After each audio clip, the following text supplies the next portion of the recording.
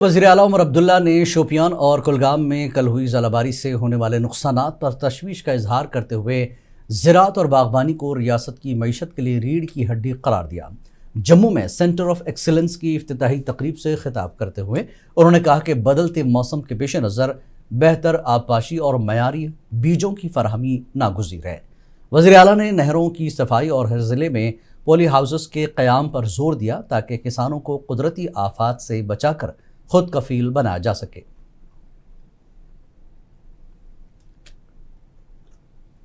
ऐसा करिए, ये आज हमारा हाल है, किसानों का क्या हाल होता है जब बारिश चाहिए होती है। कभी कभार हमें बारिश मिलती नहीं, फिर जब बारिश आ जाती है पूरे महीने की बारिश जो है हमें 24 घंटे में मुहैया होती। अक्सर बेशतर जो है बारिश के साथ हमें ओले भी मिल जाते हैं। अब कल की बात है, शुपैया और बाकी इलाकों में देखिए कितना नुकसान जो है ओलों के वजह से हुआ है। अब इन हालात में हुकूमत की जिम्मेदारी बनती है कि जहां तक हो सके वो किसानों की मदद करें। पीर की दोपहर कुलगाम के मुख्तलिफ इलाकों में होने वाली शदीद ज़ालाबारी ने बागात और शगुफों के नाजुक मरहले पर मौजूद फसलों को ज़बरदस्त नुकसान पहुँचाया। कई इलाकों में ज़ालाबारी की शदीद लहर देखी गई, जबकि मुंजगाम समेत कुलगाम की दीगर मज़ाफ़ात में इसकी जद में आए। मौसम की इस अचानक तब्दीली ने मकामी किसानों को फलों की फसल और मजमूई पैदावार के मुमकिन नुकसान के हवाले से गहरी तशवीश में मुब्तला कर दिया है।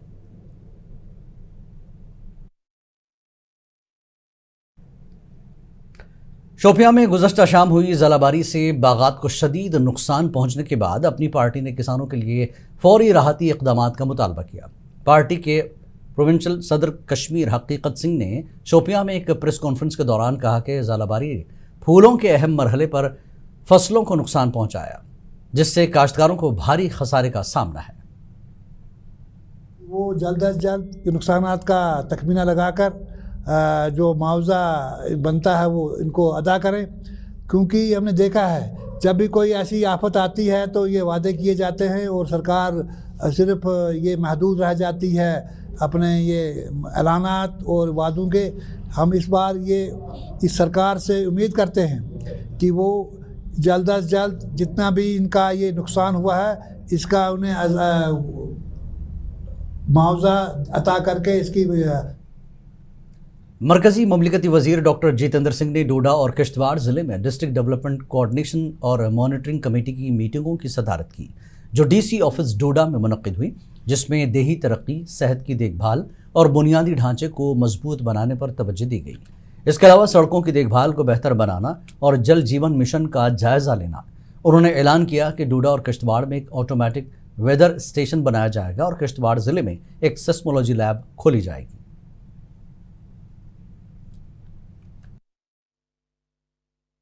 डोडा के हमारे बड़े अनुभवी विधायक और पूर्व मंत्री शक्तिराज परिहार साहब भी थे। इसी तरह डोडा में हमारा जो नया हाईवे बना है, नेशनल हाईवे 244 खिलैनी से लेके गोहा तक, वहां पर लिंक रोड एक बन चुकी है, दो और लिंक रोड्स, एक गलोता से और एक हम्बल से, उसकी तामीर की जाएगी। उसका भी प्रपोजल चल रहा है। और हमारी दीदनी माता जो हमारा आस्था का स्थान है, शक्तिराज जी ने उसका प्रस्ताव लाया था, उसका भी काम लगभग पूरा हो गया है, 2-2.5 किलोमीटर बचे हैं। रुकन पार्लिमान चौधरी मोहम्मद रमज़ान ने इलेक्शन कमीशन ऑफ इंडिया पर जानबदारी और बीजेपी की हिमायत का संगीन इल्ज़ाम आयद किया। श्रीनगर में मीडिया से गुफ्तगू करते हुए उन्होंने दावा किया कि आइंदा 5 रियासतों और यूटी के इंतखाबात में हिज़्ब इख्तिलाफ 5 में से 4 जगहों पर जीत हासिल करेगी, जबकि बीजेपी बमुश्किल डबल डिजिट तक पहुँच पाएगी। चौधरी रमज़ान ने यह दावा भी किया कि SIR की आड़ में मुस्लिम वोटर्स के नाम वोटर लिस्टों से खारिज किए जा रहे हैं, जिसे उन्होंने इंतखाबी अमल को सबोताज करने की एक मुनज़्ज़म कोशिश करार दिया। नहीं, बीजेपी को वो कोशिश करते हैं, इसीलिए तो वो निकालते हैं, वोटों को निकालते हैं through election commission of India. Freak है बीजेपी की तरफ से, लेकिन फिर भी अब ये 2-4-5 स्टेटों का इलेक्शन होने वाला है, जिसमें आसाम है, वेस्ट बंगाल है, तमिलनाडु है, पुडुचेरी है, तो केरलम है। तो ऐसा लग रहा है कि ये सारी स्टेट्स जो है ना, मासिवाय पुडुचेरी के जो यूनियन टेरिटरी है, उसके बगैर ये 4 बड़ी स्टेट्स जो है उसमें अपोजिशन पार्टी ही सरकार बनाएगी, बीजेपी। काबीना के वजीर सकीना खातून ने कुलगाम ज़िले के इलाकों मंजगाम, नहामा, रामबामा, बतीपुरा, यारो, डीएचपुरा और बागबाल का दौरा किया ताकि जलाबारी से मुतासरा सूरत हाल का जायज़ा लिया जा सके और मुतासरा किसानों के साथ बातचीत की जा सके। अपने दौरे के दौरान उन्होंने हालिया जलाबारी की वजह से बागात और खड़ी फसलों को पहुँचने वाले बड़े पैमाने पर नुकसान का मुआयना किया।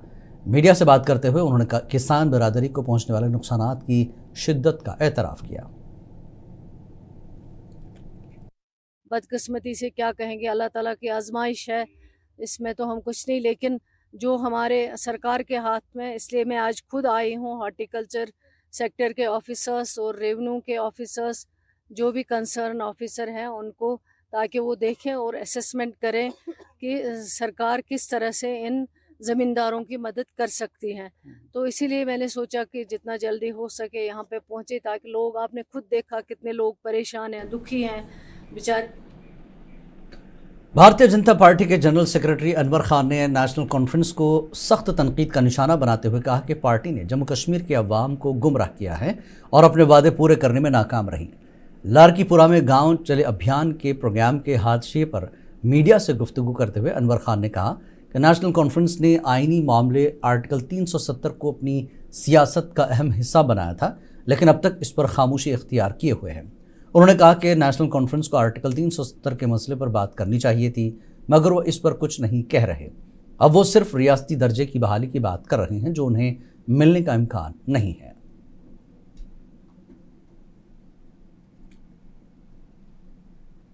पीपल्स डेमोक्रेटिक पार्टी की जानिब से आज श्रीनगर में वाक़ पार्टी हेडक्वार्टर पर एक अहम इजलास मुनक़्क़िद हुआ, जिसमें सोशल मीडिया कारकुनों और ज़िला व हल्का सतह के नामजद सोशल मीडिया इन्फ्लुएंसर्स ने शिरकत की।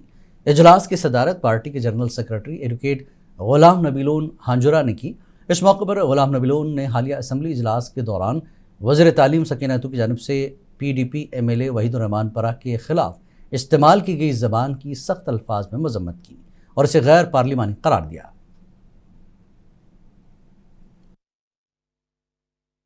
उसमें हम उसका कंडेम करते हैं कि एक मिनिस्टर ने जो अनपार्लियामेंट्री लैंग्वेज इस्तेमाल की हमारे मेंबर के खिलाफ, वहीदुर रहमान पराग के खिलाफ, तो मुझे लगता है कि वो कंडेमनेबल है।